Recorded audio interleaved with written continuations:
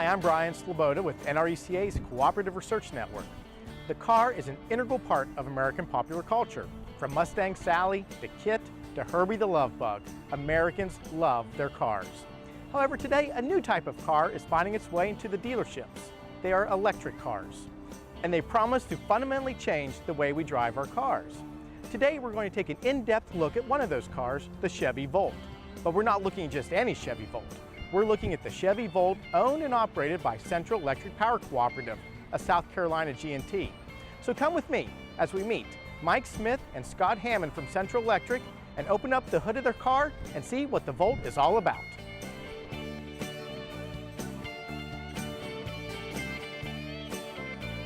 The nice thing about the design of the Chevy Volt is it allows us to experience the electric car, the quietness, take advantage of charging, paying a lot less for the fuel that gets us where we want to go, but not leave us stranded. And we think that we'd be able to better promote the electric car by experiencing one ourselves. Ed Dennington is with Dudley Martin Chevrolet in Manassas, Virginia. He's going to walk us through the Volt and show us what it has to offer. Ed, how much interest has the Volt generated amongst your customers? Tremendous amount of interest. We've gotten an allocation of 10, and this is the 9th one that's been sold. So, so far everyone that we've gotten in has been sold well before. What sort of training have your mechanics had to go through to learn how to do the maintenance on the Volt and repair the Volt? Extensive. As a matter of fact, we're a full service facility here, and part of the thing with getting the Volt is that your facilities had to be upgraded to accommodate it. You had to install the 240 volt battery packs, 2 of them, have 2 dedicated bays to service the Volts, and then all of the mechanics go through a series of training. With a traditional car like a Malibu or a Chevy Cruze, we know roughly 3 months, 3,000 miles, we have to get oil changes. We know about the tire rotation. We know that the standard maintenance requirements that we have to do on a regular car. What's the difference with the Chevy Volt? Well, with the Chevy Volt, first of all, it doesn't use a traditional transmission. It uses a generator to power the battery, so it's not a conventional engine. You change the oil they estimate about 2 years, or about 30,000 miles. Rotate your tires probably about 10,000, because these are ultra low resistant tires. So about 10,000 miles you want to rotate the tires, but other than that, there's no maintenance required.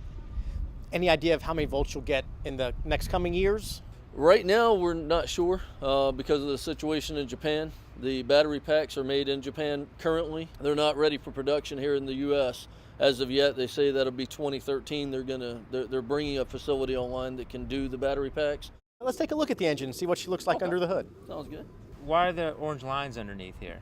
Everything that's in orange indicates that there's high voltage running through that. So, you know, obviously you don't want to touch it and really have anything to do with it, but it just indicates to the people in the future that may have to work on it, that that's where your high voltage is, and they have specialized suits they have to wear and the gloves and when they're working with it live. Right. Yeah. They have to be grounded and everything else. And this is part of what we were talking about before with the training and the things the service department has to go through, and why it's so limited on who can work with this is obviously they don't want to get somebody electrocuted.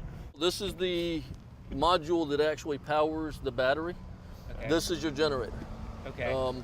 Easy way to tell it, it's got a dipstick here, that's where your oil's at, and the oil does run through the generator, but since the generator's not actually powering it, you don't have your traditional internal, it is a combustible engine, but it's a generator.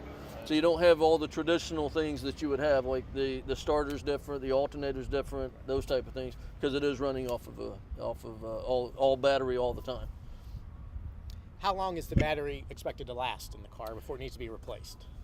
That's the part we don't know yet, just because this is the first time that it's been out, but General Motors gives everything related to the Voltec system an 8-year 100,000 mile warranty. So that's in addition to the 5-year 100,000 you have on the regular powertrain, which is your internal combustion engine, and you have 336 on everything else. Your battery actually starts by your console there, and it runs the spine of the vehicle, and it ends up back here, and that's why you lose the middle seat there, because the battery's going to take up that room, and all your high voltage is up in the front there, and this is where you'd actually get your power. Pretty much with this car, there's nothing the shade tree at-home mechanic can do? No, absolutely not. Absolutely, you bring it back to the dealership and you have people that have been trained to work with it, because like I said, you are dealing with high voltage electricity, and you don't want to, you just don't want to take those chances. I'm here with Andrew Cotter, a program manager with the Cooperative Research Network.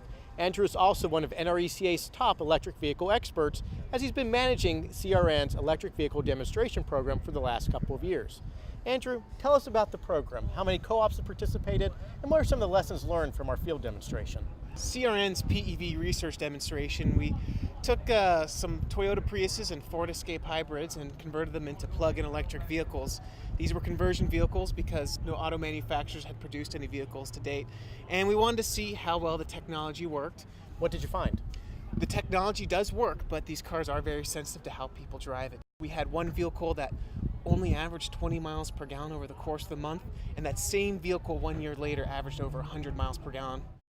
Mike drove one of the converted Priuses, and he compares it to the Volt. We added another 200 pounds behind the rear wheels. The car doesn't handle like it should because it really wasn't designed to have this in there. It has a 5 kilowatt-hour battery pack, which gives us about a 20-mile electric-only range. It takes 5 hours to charge off a normal plug. So, you look at the numbers, it doesn't feel very good. But when the car is running just electric, the benefits, how smooth it is, you don't have 4 pistons firing. It's just an easy pull. The electric motor gives you all of its torque from 0 RPMs, so it has, considering the car, amazing acceleration, really good acceleration. And But the car designed from the ground up like the Volt should operate better. Absolutely. It'll be more integrated. It won't have the weight issues. It won't have the compromises. Now, CRN has partnered with D-Star and NETRAC, and they've produced some reports showing the impact that electric vehicles are going to have on the distribution grid. Can you kind of go over some of those results? We have found that on the local distribution cooperatives, the step-down transformers will be the first piece of equipment that could be impacted. Now, it's important to note that how these vehicles are used will really define how much impact they will have on the distribution grid. For example, if you charge on peak, we're seeing the life of these transformers could easily be cut down by 50%, maybe even more. However, if you charge off peak, I don't think you're going to see any difference at all. How has CRN been working with the auto manufacturers to educate them on what the utilities need from these vehicles? We've been working closely with the automotive manufacturers, with Ford, GM, Nissan, and a lot of meetings to help describe what the co-ops are seeing, especially with the results of our plug-in vehicle demonstration, and their concerns and how the auto manufacturers are planning to deal with that. A lot of it comes down to communication protocols, but also concerns such as permitting and electricity draw, and trying to get a better gauge as to what they're trying to accomplish and how the utilities can work with them.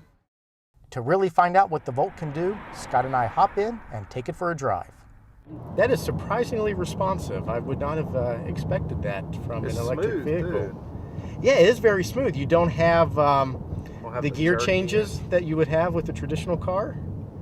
It handles surprisingly well. I mean, it's a solid car. You definitely don't have any feeling that it is cheap by any means. Feels like a good, solid car. Very similar to I think a high-end German car, or maybe even a high-end American car. And just the response time from hitting the accelerator to the car going is amazingly fast. And without the gears, you have a very smooth ride. Obviously, there's still a lot of things that the car companies need to figure out. Fuel economy is just one aspect of owning a car. Cars have to be fun, they have to be practical. This car certainly seems as though it is very fun to drive. It makes you really notice the fact that your traditional car has to have gear changes. This car, you punch it and it goes. It is absolutely amazing. If the price comes down, this could be a very good car. Not all of us take the bus. Some of us enjoy driving our cars every day. And I want to thank Mike and Scott for allowing me to drive their new Chevy Volt. It was certainly fun to drive. But a lot of questions remain about the Volt. Consumers are going to want to know about the long-term reliability of the car, especially the battery life and how much it will cost to replace the battery once it does die. Now, utilities, including co-ops, are going to want to know about the impact of peak, and they'll also want to know about the impact of transformers. As Andrew described, that impact could be substantial. Now, to learn more about electric vehicles, you can visit the CRN section of cooperative.com and search for the keywords plug-in electrics. On that site, you'll find the results from CRN's multi-year, multi-car test program. You'll also be able to keep up to date with co-ops that are testing new types of electric vehicles. You'll also be able to engage with experts such as Andrew, Mike, and Scott through the Electric Vehicle User Group. Now, co-ops are providing a key leadership role with electric vehicles. Palmetto Electric in Hilton Head, South Carolina is also testing the Chevy Volt. And in Tennessee, Middle Tennessee EMC is testing the all-electric Nissan Leaf. Thanks to the leadership that electric cooperatives are providing, we'll be able to understand the impacts of electric cars a lot sooner.